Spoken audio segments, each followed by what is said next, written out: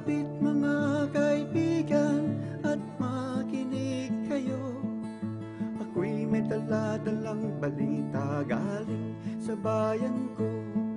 Nais kong ipamahagi ang mga kwento at mga pangyayaring nagkaganap sa lupang ipinangako.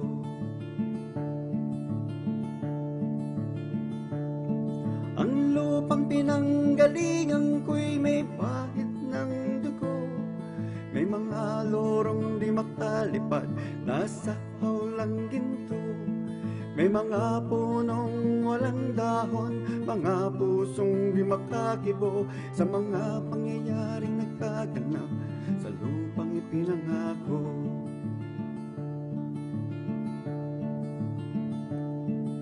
Mula nang makita ko ang lupang ito, nakita ko rin ang munting apoy sa puso ng tao.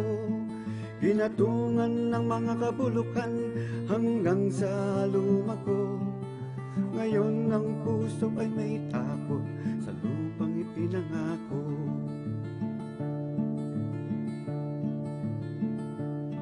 Lapit mga kaibigan at makinig kayo. Ako'y may dala-dalang balita galing sa bayan ko.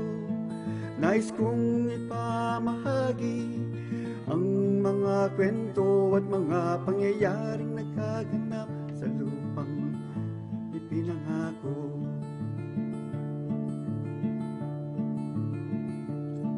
Dati-rati ang mga bukid ay kulay ginto.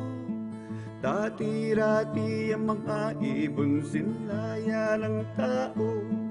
Dati-rati ay katahimikan ang musikang nagpapatulog sa mga batang walang muwang sa mundo.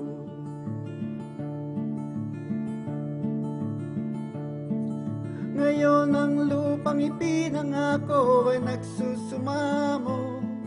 Patakan niyo ng luha ang apoy sa kanyang puso. Dinggin niyo ang mga sigaw ng mga puso ng taong ito rin niyong dadamhin kabilang sa inyo.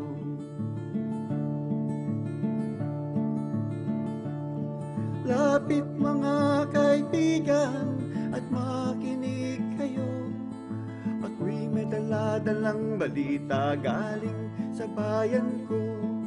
Nais kong ipamahagi ang mga kwento at mga pangyayaring nagkaganap sa lupang ipinangako.